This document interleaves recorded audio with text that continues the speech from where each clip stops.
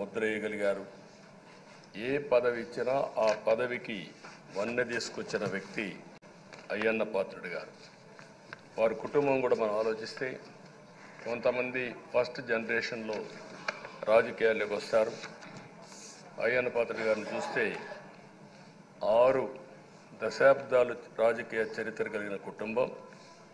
1962లో అయ్యన్న పాత్రుడు గారి తాత లచ్చా పాత్రుడు గారు స్వతంత్ర పార్టీ నుంచి పోటీ చేసి గెలిచారు. స్వాతంత్ర సమరయోధుడు గౌత లచ్చన్న సమకాలికుడిగా పనిచేశారు. అదే వారసత్వాన్ని కొనసాగిస్తూ అయ్యన్న పాత్రుడు గారు ఇప్పటివరకు పనిచేస్తున్నారు. 83, 85, 94, 99, 2004, 2014, 2024లో ఎమ్మెల్యేగా విజయం సాధించారు. నర్సీపట్నంలో తెలుగుదేశం పార్టీ పెట్టినప్పటి నుంచి వారే పోటీ చేస్తున్నారు. అది వారి యొక్క ప్రత్యేకత. 7 సార్లు ఎమ్మెల్యే గెలవడం, 16 సంవత్సరాలు మంత్రిగా పనిచేయడం, 1996లో అనకాపల్లి ఎంపీగా గెలుపొంది 2 సంవత్సరాలు అక్కడ పనిచేయడం, తెలుగుదేశం పార్టీ పాలిట్ బ్యూరో సభ్యుడిగా 10 ఏళ్లు పనిచేశారు. టెక్నికల్ ఎడ్యుకేషన్, రోడ్లు, భవనాల శాఖ, అటవీ శాఖ, పంచాయతీరాజ్ శాఖ మంత్రిగా బాధ్యతలు నిర్వహించారు. 3 సార్లు R&B మినిస్టర్గా పనిచేశారు. అదేవిధంగా మనం ఒకసారి చూస్తే ఎప్పుడూ పోరాట యోధుడు, రాజీ పడని నాయకుడు, ఒక విశిష్టమైనటువంటి లక్షణాలుండే వ్యక్తి.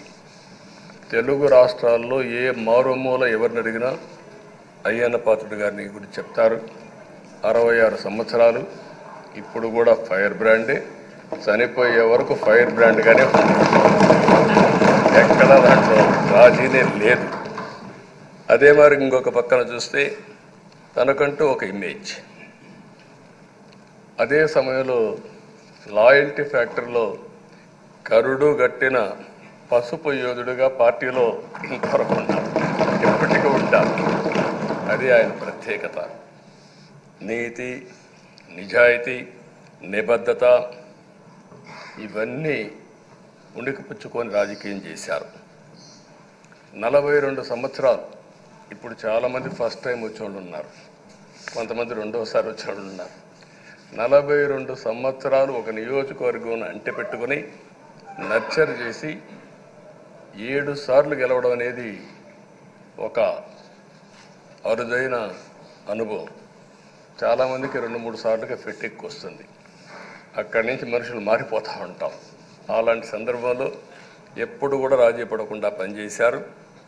42 సంవత్సరాలుగా పసుపు జెండాను మోస్తూనే ఉన్నారు.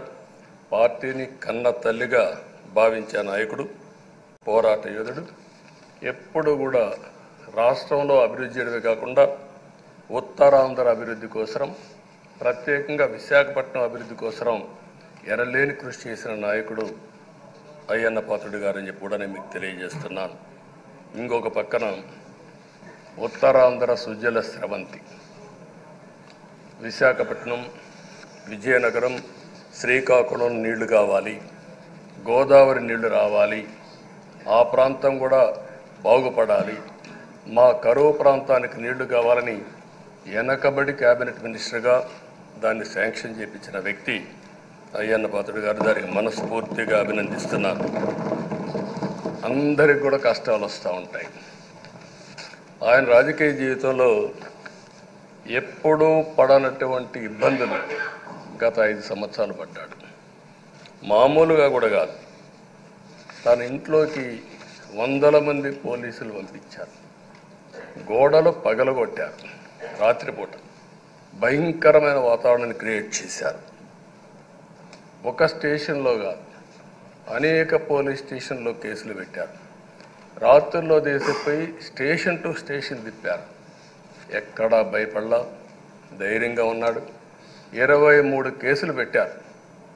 అందులో దగ్గర 10 కేసులు ఒక సిఐడిని పెట్టారు. అయితే రాజీ లేని పోరాటం చేసి మనోనిబ్బరంతో ముందుకు పోయిన వ్యక్తి. కడాన మనందరం గుర్తుపెట్టుకోవాల్సింది 62 63 సంవత్సరాలు ఉండే వ్యక్తి పైన అత్యాచారం కేసు కూడా పెట్టారు. ఇవన్నీ కాకుండా అంటే ఎలాంటి పాలకులు ఉన్నారు, ఎలాంటి జరుగుతాయి అనేదానికి ఒక ఉదాహరణ ఇవన్నీ జరిగాయి. అయితే ఒక్క విషయం ఉండే సభ్యులందరికీ విజ్ఞప్తి చేస్తున్నాను. ప్రతి ఒక్క నాయకుడిలో కూడా ఒక స్ఫూర్తిదాయకమైన సంఘటనలు ఉంటాయి. అందుకే ఇన్నిసార్లు గెలుస్తారు. అలాంటి మన అయ్యన్న పాత్రుడు గారిలో ఉండే మంచి పాజిటివ్ పాయింట్స్ అన్నీ కూడా మీరు కూడా ఆలోచించుకోవాల్సిన అవసరం ఉంది. ఒక వ్యక్తి చట్టసభకు రావడం ఒక అరుదైన గౌరవం. ఇది ఒక అవకాశం.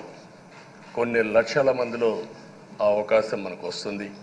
ఆ అవకాశంతోనే మనం అందరం ఇక్కడికి వచ్చాం. అయితే మనం అందరం గుర్తుపెట్టుకోవాల్సింది, మనల్ని ఎంపిక చేసిన ప్రజలకి ఏం చేయాలి, తాత్కాలికంగా ఏం చేయాలి, ఒక టైం బౌండ్ ప్రోగ్రాంలో ఏం చేయగలుగుతాం, దీర్ఘకాలంలో ఏం చేయగలుగుతామో మనం అందరం ఆలోచించుకొని అలాంటి సమస్యల్ని పరిష్కారం చేయాల్సిన బాధ్యత మనందరి పైన ఉంది. అంతేకాకుండా ఈరోజు ఎక్కుండే ఎమ్మెల్యేలందరినీ కోరుతున్నాం, మనందరి పైన ఒక పవిత్రమైన ఉన్నతమైన బాధ్యతని తెలుసుకోవలసిన అవసరం ఉంది. చట్టసభల్లో సభ్యుల ప్రవర్తన, వ్యాఖ్యలు, చర్చలు, మనం ఏదో ఇక్కడ అపోజిషన్ ఉంటే అపోజిషన్కే జవాబుదారితనం, వాళ్ళ మీద మాట్లాడాలనే ఆలోచన కాకుండా మనం మాట్లాడే విషయాలు రాష్ట్రం మొత్తం ప్రజలంతా వాచ్ చేస్తూ ఉంటారు. మీ నియోజకవర్గంలో ఉండే ప్రజానీకం వాచ్ చేస్తారు, రాష్ట్రమంతా వాచ్ చేస్తారు.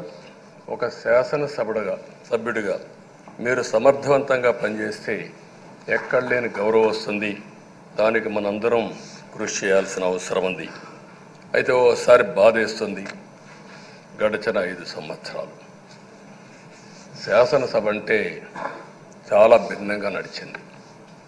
ఎంతో పవిత్రమైన శాసనసభను గత ప్రభుత్వం ఒక వికృతమైన పోకడలు, నీచ రాజకీయాలు, వ్యక్తిత్వ హననానికి ఒక వేదికగా చేశారు.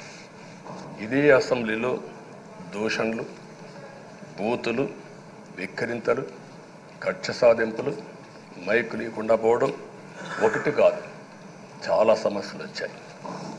అదే సమయంలో ఫస్ట్ టైం వచ్చిన ఎమ్మెల్యే బాధ్యతారాహిత్యంగా 6-7 సార్లు గెలిచిన ఎమ్మెల్యేని వెక్కిరించడం, బూతులు తిట్టడం, చాలా వల్గర్గా ప్రవర్తించే పరిస్థితికి వచ్చారు.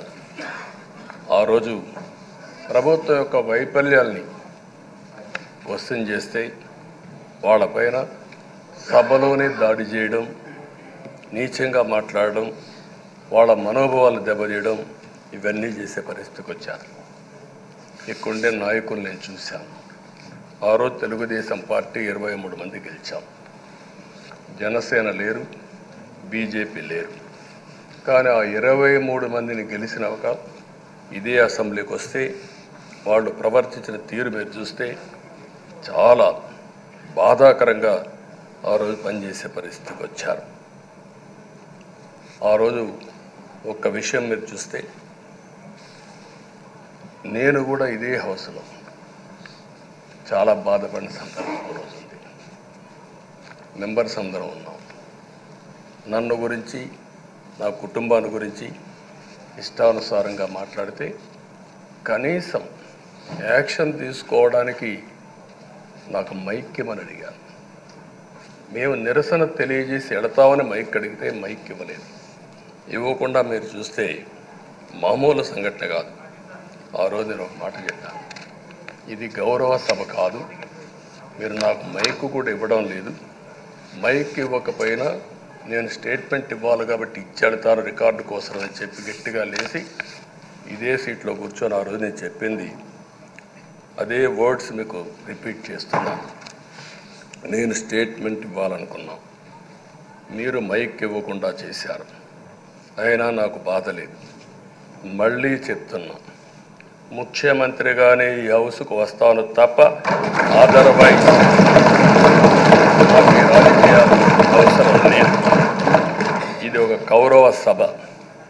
గౌరవ సభ కాదు. ఇలాంటి గౌరవ సభలో నేనుండనని మరొక్కసారి చెప్తూ మీకు నమస్కారం. ప్రజలకు విజ్ఞప్తి చేస్తున్నా, నా అవమానం మీరు అందరూ అర్థం చేసుకొని నిండు మనసుతో ఆశీర్వదించాలని కోరుతూ ఈ సభ నుంచి వాకౌట్ చేస్తున్నానని చెప్పి వాకౌట్ చేసి బయట ప్రెస్ కాన్ఫరెన్స్ పెట్టాను. ఎందుకు ఈ విషయం చెప్తున్నానంటే, నా జీవితంలో ఇది 9వసారి నేను వెళ్ళే. ఈ రాష్ట్రంలో తెలుగు జాతిలో నాకు వచ్చిన అవకాశాలు ఏ నాయకుడికి రాలేదు. 14 సంవత్సరాలు ముఖ్యమంత్రిగా పనిచేశాను. ఇప్పుడు మళ్ళీ ముఖ్యమంత్రి అయ్యాను. 15 సంవత్సరాల అపోజిషన్ పార్టీ లీడర్గా పనిచేశాను. కానీ తిరుపతిలో నా పైన దాడి జరిగింది. 24 క్లేమోర్ మైన్స్ నా మీద బ్లాస్ట్ చేశారు. ఆ రోజు కూడా నా కళ్ళలో నీళ్లు రాలేదు. మొట్టమొదటిసారిగా ఎలాంటి సంబంధం లేని నా సతీమణి పైన ఆరోపణలు చేశారు. ఆ ఒక్కరిపైన కాదు, ఈ రాష్ట్రంలో ఆడపడుతులందరిపైన, గౌరవంగా బ్రతికే ఆడబిడ్డలందరినీ అవమానం చేయడం, సోషల్ మీడియాలో పెట్టడం, క్యారెక్టర్ అసాసినేషన్ చేయడం, ఇలాంటి చాలా సంఘటనలు జరిగాయి. దానికి పరాకాష్ఠగా మరో శాసనసభ్యులు కానీ, కొంతమంది అయితే భవానీ శాసన సభలో సభ్యురాలుగా ఉండి ఎన్నో పోస్టింగ్స్ పెట్టే పరిస్థితికి వచ్చారు. అలాంటి సంఘటనలు చూసిన తర్వాత ఫస్ట్ టైం నా జీవితంలో ఆడబిడ్డల కోసరం ఇలాంటి హననాన్ని చేశారని బాధపడుతూ కంటతడి పెట్టాను. ఆ రోజే అనుకున్నా, ఇలాంటి పార్టీ ఈ రాష్ట్రానికి అరిష్టం, ఇలాంటి వ్యక్తిత్వం ఉండకూడదు. మళ్ళీ ఈ రాష్ట్రాన్ని గౌరవ సభ చేసి హోందాగా నడిపించే వరకు నేను పనిచేస్తానని చెప్పి ఒక శపథం చేశాను. ఆ శపథం ప్రకారమే ప్రజలు గెలిపించారు, వచ్చాను. ఈరోజు 2 సంవత్సరాల తర్వాత, ఆ రోజు నేను వెళ్ళింది 2021 నవంబర్ 19వ తారీఖున వెళ్ళాను. నిన్న మీ అందరి ఆశీస్సులతో, ప్రజలందరి యొక్క ఆమోదంతో ఈ సభలోకి ఎంటర్ అయ్యాం. నాకు జరిగిన అవమానం కానీ, ఆడబిడ్డలకు జరిగిన అవమానం కానీ భవిష్యత్తులో ఎవరికీ జరగకుండా కాపాడే బాధ్యత ఈ అసెంబ్లీ తీసుకోవాలని అందరినీ కోరుకుంటున్నాను.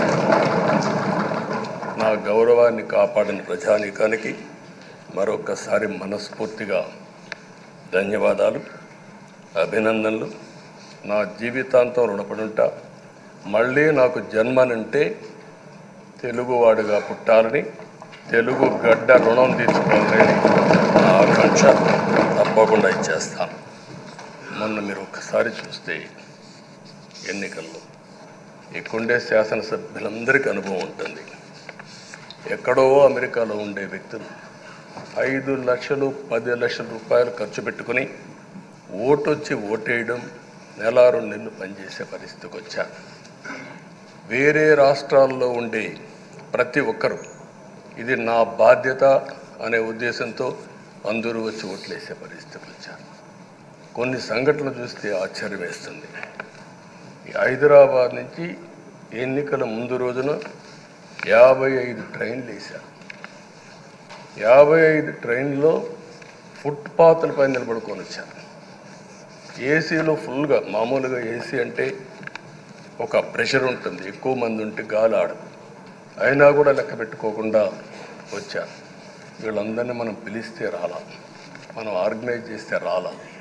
కానీ ప్రజలు గెలవాలి, ఈ రాష్ట్రాన్ని కాపాడుకోవాలని పిలిపించాం. ఎన్డీఏ, పవన్ కళ్యాణ్ గారు, బీజేపీ, తెలుగుదేశం ముగ్గురం కలిసి దాంతో స్పందించి పెద్ద ఎత్తున ప్రతి ఒక్కరూ మా బాధ్యతను వచ్చారు. అదే మాదిరిగా పేదవాడు భోజనం తెచ్చుకొని బస్సుల్లో వచ్చి ఓటేసి మళ్ళీ వెళ్ళారు. అంటే అంత అభిమానం చూపించారు. వాళ్ళ రుణం తీర్చుకోవాల్సిన బాధ్యత ఈ సభ పైన ఉందని చెప్పి మీ అందరికీ తెలియజేస్తున్నా. ఆ బాధ్యతని మన కళ్ళ ముందు ఎప్పుడూ కనపడవలసిన అవసరం ఉంది. ఈరోజు రాష్ట్రం విధ్వంసమైన రాష్ట్రాన్ని మళ్ళీ గాడిన పెట్టాలి. మంత్రులందరం ప్రమాణ స్వీకారం చేశాం. పవన్ కళ్యాణ్ గారు అందరం కూడా చేశాం. కానీ ఈరోజు ఒక్కసారి ఆలోచిస్తే ఎక్కడున్నామో తెలియని పరిస్థితి, ఎంత అప్పు ఉందో తెలియని పరిస్థితి, చాలా సమస్యలు ఉన్నాయి. అయితే ప్రజలు మంచి ఎమ్మెల్యేలు ఎన్నుకున్నారు. నేను కానీ, పవన్ కళ్యాణ్ గారు కానీ, బీజేపీ కానీ, అగ్రనాయకత్వం అందరం కూడా, నరేంద్ర మోడీ గారితో సహా ఇంకొక పక్క అమిత్ షా గారు అందరం కూడా మీటింగ్లు పెట్టినప్పుడు చాలా స్పష్టంగా హామీలు ఇచ్చాం. అవి నమ్మారు, మనలందరినీ ఎంపిక చేసుకున్నారు. మీరందరూ కలిసి ఒక మంచి వ్యక్తిని, రాజకీయాల్లో గౌరవాన్ని కాపాడే వ్యక్తిని, పార్టీని నమ్ముకున్న వ్యక్తిని మీరు ఎన్నుకున్నారు. ఈరోజు మనందరం కూడా గుర్తుపెట్టుకోవాల్సింది, ఇక్కడికి వచ్చినప్పుడు అవతల పార్టీ వాళ్ళు కూడా మనం ఎగతాళి చేయాల్సిన అవసరం లేదు. ప్రజలు పనిష్మెంట్ ఇచ్చారు. ఇదే హౌస్లో నేను చూశాను. 23 సీట్లు మాకు వచ్చాయి. నేను బాధపడ్డాము. కానీ ప్రజాస్వామ్యాన్ని గౌరవించాలనే ఉద్దేశంతో ప్రజాస్వామ్యుతంగా పనిచేశాం. 23వ తారీఖు ఎన్నికల రిజల్ట్స్ వస్తే దాన్ని వక్రీకరించి 23వ తారీఖున దేవుడు రాసిన స్క్రిప్ట్ ఇది, మీకు 23 సీట్లు వచ్చాయని మాట్లాడారు. ఇప్పుడు నేను అడుగుతున్నా, కూటమికి 164 సీట్లు వచ్చాయి. 1, 6, 4 కూడుకుంటే 11 వస్తుంది. రాష్ట్రంలో దగ్గర 1631 రోజులు అమరావతి రైతాంగం ఆడబిడ్డలు ఉద్యమం చేశారు. ఆ 4 నెంబర్లు కలుపుకుంటే 1, 6, 3, 1 కలుపుకుంటే 11 వస్తుంది. అంటే ఇది కూడా భగవంతుడి స్క్రిప్ట్ అయినా కూడా నేను మాట్లాడడం లేదు, నేను కామెంట్ చేయడం లేదు. ఈరోజు ఉంటే వాళ్ళకు కూడా అర్థమయ్యేది. వాళ్ళు ఉండకుండా పోవడం అనేది వాళ్ళ పిరికితనం తప్ప ఇంకోటి కాదని చెప్పి కూడా నేను మీకు తెలియజేస్తున్నా.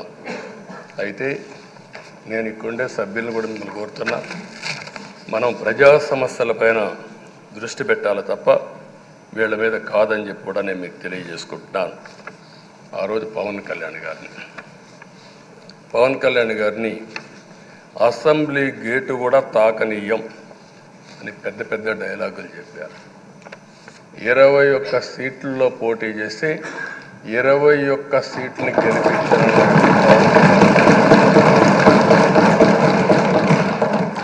వైనాట్ 175 అని చెప్పి 11 కూడా తెచ్చుకోలేని నాయకత్వం. అంటే ఏ విధంగా మాట్లాడారు అనేదానికి ఇది ఒక ఉదాహరణ. ఆ రోజు పవన్ కళ్యాణ్ గారు చాలాసార్లు, నేను కూడా అన్నాను, బయట చాలామంది అభినందించారు.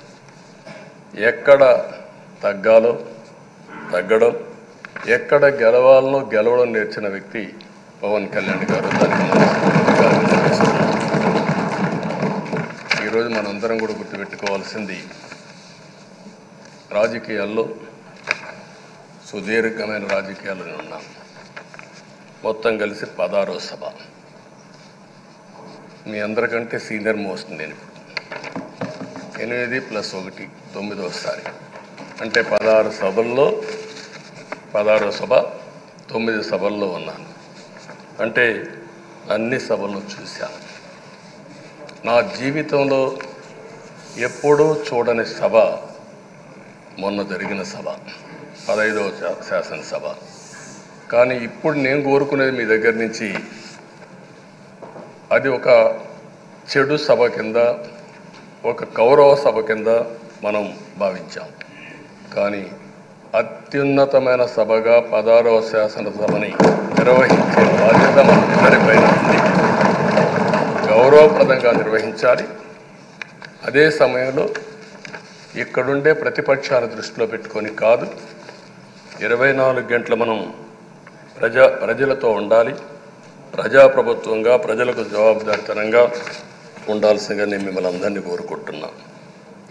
ఈరోజు మనందరికీ అధికారం ఇవ్వడం కాదు, అతి ముఖ్యమైన బాధ్యత ఇచ్చారు. ఈ రాష్ట్రాన్ని మళ్ళీ ఘాటున పెట్టమని మనతో మాట్లాడారు, మనకు చెప్పారు.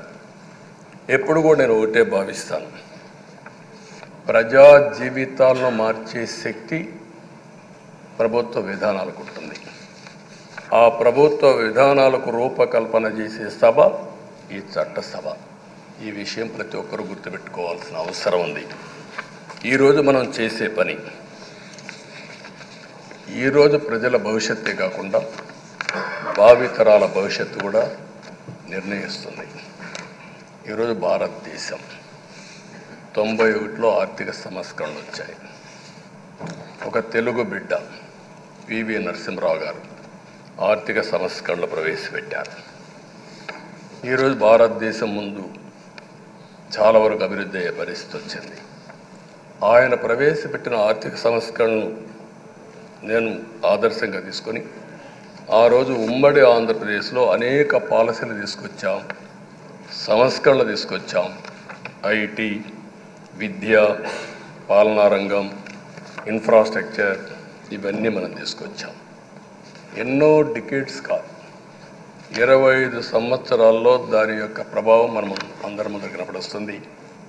ఈరోజు హైదరాబాద్ నగరం వన్ ఆఫ్ ది బెస్ట్ సిటీగా ఉందంటే 25 ఏళ్లకు మనకు తీసుకున్న నిర్ణయాలే కారణం. ఈరోజు నేను అందరినీ ఒకటే కోరుతున్నా, మీ అందరినీ, ఈరోజు భారతదేశం 5వ అతిపెద్ద ఆర్థిక వ్యవస్థ. ఇంకొక 4-5 సంవత్సరాల్లో ఎన్డీఏ ఆధ్వర్యంలో 3వ అతిపెద్ద ఆర్థిక వ్యవస్థగా తయారవుతుంది. 2047 వికసిత్ భారత్ ఎన్డీఏ నరేంద్ర మోడీ గారి కల అయితే వికసిత్ ఆంధ్రప్రదేశ్ మనందరి కల కావాల్సిన అవసరం ఉంది. నాకు ఏమాత్రం అనుమానం లేదు, భారతదేశం ప్రపంచంలో అగ్రస్థానానికి వెళ్తాం. నెంబర్ 1 కానీ నెంబర్ 2 కానీ ఉంటాం. అదే సమయంలో మనందరి ఆశయం మనం చేసే చట్టాలన్నీ కూడా తెలుగువారు ప్రపంచంలోని నెంబర్ 1గా ఉండాలని, ఆంధ్రప్రదేశ్ని జీరో పావర్టీ స్టేట్గా తయారు చేసి ఆర్థిక అసమానతలు తగ్గించే విధానానికి ఈ సభ శ్రీకారం చుట్టాలని కోరుకుంటూ, దానికి అయ్యన్న పాత్రుడు గారి అధ్యక్షతన మనం ముందుకు పోవాలని చెప్పి మనస్ఫూర్తిగా కోరుకుంటున్నాను. ఇంకొక పక్క ఈరోజు మీరందరూ కూడా గుర్తుపెట్టుకోవాల్సింది, ఈ సభలో దూషణలు, వెకిలి చేష్టలు అవి కాకుండా ఉందాతనంతో ప్రతి ఒక్కరం కూడా ముందుకు పోయే విధంగా కార్యక్రమాన్ని తీసుకుపోవాల్సిందిగా నేను కోరుతున్నాను. 16 సభలు మనం చూసాం. ఈ 16 సభలు మీరు చూస్తే ఆంధ్రప్రదేశ్ శాసనసభ హేమీలు వచ్చారు. అందులో టంగుటూరి ప్రకాశం పంతులు, ఎన్జి రంగా, నీలం సంజీవరెడ్డి, బెజవాడ గోపాల్ రెడ్డి, తెన్నేటి విశ్వనాథం, గౌత లచ్చన్న, పివిజి రాజు, పుచ్చలపల్లి సుందరయ్య, అయ్యదేవర కాళేశ్వరరావు, చండ్ర పుల్లారెడ్డి, వావిలాలు గోపాలకృష్ణయ్య, మోటూరి హనుమంతరావు, గుంటూరి బాపనయ్య, కాకాని వెంకటరత్నం లాంటి ఉద్దండులందరూ వచ్చారు. వీళ్ళు కాకుండా పివి నరసింహరావు ఈ రాష్ట్రంలోని పుట్టి కేంద్రం నుంచి ఆర్థిక సంస్కరణలు తీసుకొచ్చారు.